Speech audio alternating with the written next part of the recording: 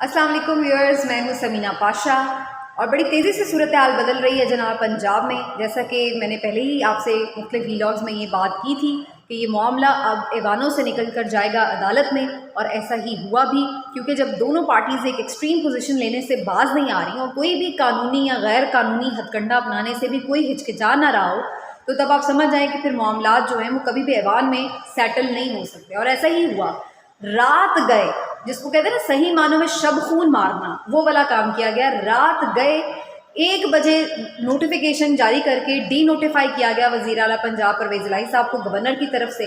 अगरचे इस पर 2 दिन बड़ी तेज़ मुशावरत जारी रही है, और ज़्यादातर जो खुद PMLN के कानूनी विंग के लोग थे, मेंबर्स थे, लॉयर्स थे, उन्होंने यही बताया कि ऐसा करना जो है वो ठीक नहीं है, और आइन में इस तरह से इसकी कोई भी इजाज़त बज़ाहिर दिखाई नहीं दे रही है। लेकिन इसके बावजूद भी हमने देखा कि लंदन से ख़ास तौर पर बड़ा प्रेशर आया कि जी आप कर दें, अदालत का मामला अदालतों में ही देखा जाएगा। तो इवेंचुअली फिर यही हुआ भी है और डी नोटिफाई कर दिया गया, और परवेज़ इलाही साहब चले गए जी लाहौर हाई कोर्ट, और वहाँ पर जो है इस केस की समाअत हो रही है।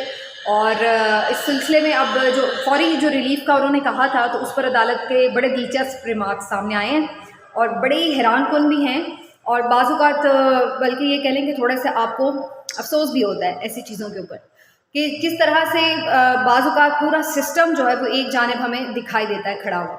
बिल्कुल ऐसे ही जैसे कि जब नवाज शरीफ साहब को बाहर भेजना था, तो अदालत ने गारंटियाँ मांगी थी कि जी आप पहले गारंटी दें कि इतने दिनों तक उनको कुछ नहीं होगा, उनकी जान को कोई ख़तरा नहीं होगा, तो फिर हम जो बाकी कानूनी मामलात हैं वो बाद में देख लेंगे।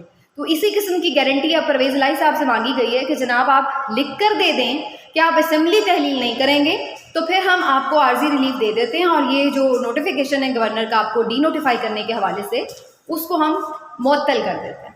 तो ये मतलब अब सारी गेम है। तो बात फिर वहीं पे आ गई कि असेंबली डिज़ोल्व नहीं होनी चाहिए, क्योंकि उनका ये कहना है कि वो इस्टेब्लिशमेंट ये चाहती है कि असेंबली डिज़ोल्व ना हो। ये खुद परवेज़ इलाही साहब इंटरव्यू में कह चुके हैं। उसके बाद आप देख लें कि जो मामलात हैं वो किस तरह से चल रहे हैं। तो उनका अदालत का ये कहना है कि इसके ऊपर हमें बड़ी आइनी और कानूनी चाहिए होगी वजाहत, और मुआवनीन मुकर्रर करने पड़ेंगे, लंबी समाअत चलेगी। लेकिन हम आपको फौरी रिलीफ इस शर्त पे दे सकते हैं कि अगर आप लिख के दे दें कि आप मीनवाइल असेंबली डिज़ोल्व नहीं करेंगे। तो ये अब सारी कहानी किस तरफ जाती नज़र आ रही है, इसके ऊपर तफसीली व्लॉग करेंगे आज। आपसे रात को बात होगी इस पर, लेकिन इंशाल्लाह इसके ऊपर आपके साथ टच में रहेंगे।